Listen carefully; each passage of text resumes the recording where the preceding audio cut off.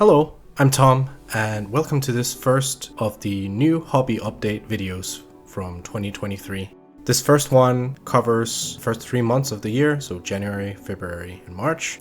I'm not sure I'll stick to this format, but in this format I go through each of the projects and what I have done since the start of the year.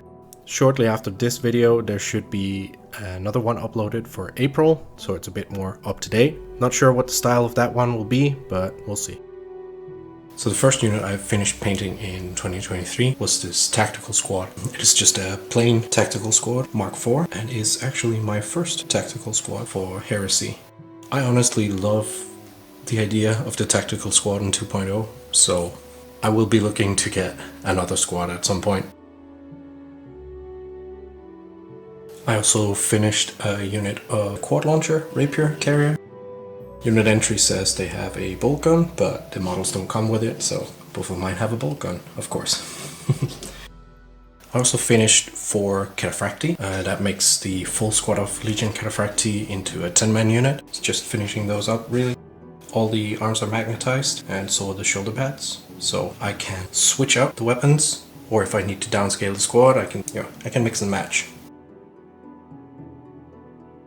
I also finished 15 of these Phalanx Waters, 10 just standard loadout, but again, because they have them on the unit entry, there's a bolt gun, a bolt pistol, frag, a cryo grenade, some extra mags, and some breaching charges, and the power axe.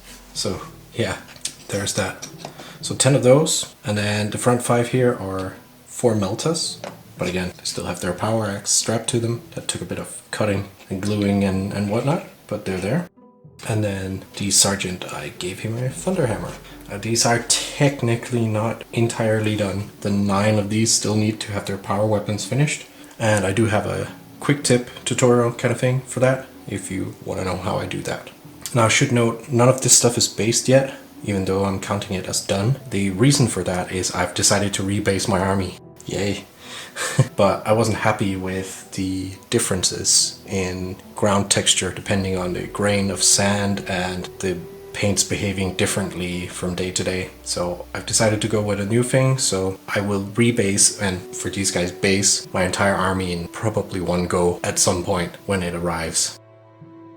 I've also finished another 4 Templars. That was the last of the last batch. That makes it 10 that I have fully painted. Again, these just need some touches up on the power weapons and some bases, of course. And then I've assembled another 5. This time I just ordered a upgrade set, and I used my bits box and a Mark III kit for the legs. So random bits and bobs, the Mark IV pistols in there, or Tigris or whatever. And of course they have all they need to have. Just need some backpacks and some priming, and I think that's what I need to do with those. And then Templars will be done soon. Eventually I might get another 5 just so I can have 2 squads of 10 instead of 2 squads that are a little bit on the low end. I also pretty much finished a Sergeant for my autocannon squad, and just needs a bit of highlighting and a little bit more weathering. But yeah, he's pretty much there. In a pinch I can also use him as a Castellan with a mastercrafted autocannon instead. And then here are his 9 dudes to back him up. They are almost ready for priming. They just need, I believe it's grenades and pistols and some magazine pouches for those pistols. Then I've also been working on a command squad. These 4 guys are almost done. A bit of weathering and a bit of highlighting is all I have left on those, except for the bases. Then there's the standard bearer, which will also be usable as a herald. I do have 2 previous command squad members that I have finished, but in the yellow scheme. But these will be repainted at some point into the black scheme. That should not be too difficult a job or take too long, but I can do that once I'm done with all the rest. These are just wound guys. They're just changelord, bolter, bolt pistol dudes anyway. Then I assembled a couple more apothecaries, and I gave them what my favorite cheap but effective weapons, I suppose. So they both have Volkite chargers and a power sword, so they can offer their squad some benefits by being in them. besides the feel no pain. And the Volkite is like 2 points and the power sword is like 5 or 10 tops. I don't remember off the top of my head, but it's cheap upgrade. So yeah, I already have 2 just stock, but these will round it out a little bit more and make that elite choice worth more, because I'm already spending an elite choice on 2, so I might as well get more out of it. Then there's a Contemptor that I'm also close to being done with. Not much to say about that. Of course, everything's magnetized. And some more Leviathan weapon options I'm also working on. This will be done as soon as I sit down and actually dedicate myself to it. So also getting there. Then we have some, let's call it high command, some characters that I'm working on. Sigismund is almost there. I need some more weathering and a bit more highlighting, but otherwise he is pretty much there. I'm decently happy with him. I've gone with black color scheme as he's described on Terra. There's a lot of inconsistency in the lore and artwork, whether his armor is yellow or black, but I've gone with black. It fits with the theme I'm going with. And I also got Fafnir. All of them are pretty much at the same point here. They need the highlights and the weathering finished, and Fafnir needs his shield on his back. So there's a Tartarus Praetor, or as I call it, the mini Contemptor, because he's huge. And this Praetor, just kind of standard.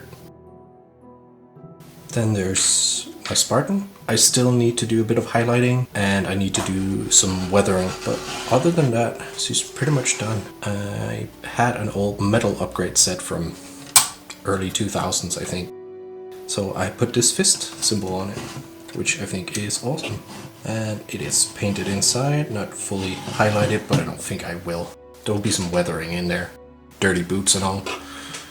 And I can remove the top hatch and put weapon options on here if I so choose to. These are of course removable with the new kit, and oh, I forgot to put a heavy bolter in there. I have all the options magnetized for it. But yeah, that's in my bits box, the other one. And then we have his little brother, the Proteus. It's not quite as far along, but it's getting there. Needs some washes, some highlights, and some weathering. This is inverse color scheme of the other one, as you can possibly tell. It's inverse. This is sort of dedicated as a thing for my Templars. That's why it's inverse. Oh yeah, I forgot to put a searchlight and smoke launcher on the Spartan, so I got those primed. I just need to add those to that as well. Oh, it's also magnetized. I forgot to put in the hull weapons here. Then I got a plain Rhino here. Also different weapon options. I can take things off. Need some highlights and some weathering. Like I said, I'm counting many of these things as done, even though they're not done, because one night of doing highlights and everything that needs highlights is done, and you know, weathering, the same thing. It will be done in a batch. Stuff is painted inside and all that. And then there's another Rhino. Actually, not. It is the Scorpius. The plastic one. I do have a resin one that's already painted, but see, you basically don't need to magnetize it. I know it has the wrong front for a Rhino, but in games where I want friends and don't run 2 of those, I will just have it as a Rhino. And it fits the Imperial Fist style with them up-armoring things and stuff, so I think people will be able to suspend disbelief that it has a different front when it's in Rhino configuration. There's no need for magnets, it's a good fit. So, it's a nice kit. So there we are. It's a bit less far along, but it'll get there. Washes, highlights, and weathering. We'll get there. And those things you've seen on camera now. Once I've painted all of this to completion and all that, I told myself that I would order a super heavy as a true centerpiece to the army. And I did. It doesn't fit in frame, but it's right here. I have opened it and I've studied all the pieces in there just to make sure that Forge World didn't forget anything. They didn't, but I'm not allowed to touch this box until the rest is done, and I will of course document when I begin with that box. That's it for Imperial Fists. Let's take a look at some other projects I've done this year. I painted 2 models for my fantasy army because I had a game to play and I needed these 2 models, so I painted those, so that's a bonus. I am gonna be painting some more, probably this year. My mate gave me this, and he will make a mighty fine war boss for my fantasy orcs, but I'm not tackling him yet.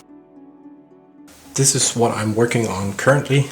I know I'm supposed to finish the fists, but I'm taking a bit of a break to complete some of my other goals for the year. And it's sort of taken over, but that's a good thing. It's a good thing. It's not a bad thing. I won't go into too much detail about what you're seeing here, other than this is my World Eaters army from 40k converted into a 30k army. I have a video coming out, or actually I'm doing a series where I'm going through the entire process of me converting it, and then I'm gonna film a couple of other things that are related to this series and put that out.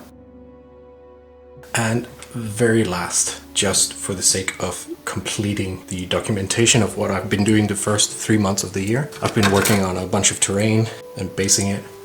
As you can see, it's not all done, but these few bits are actually the last bits that aren't done in what I call my fantasy terrain box, which is part of this. Well, this is my unfinished terrain box, fantasy terrain box. They will be sort of like this when they're done. Not too exciting. I'm gonna finish the rest of this off and then I can probably document it better. But yeah, I guess I'll do a terrain progress video once there's more super exciting progress to show. And I do have a video where I'm planning to finish a bunch of terrain.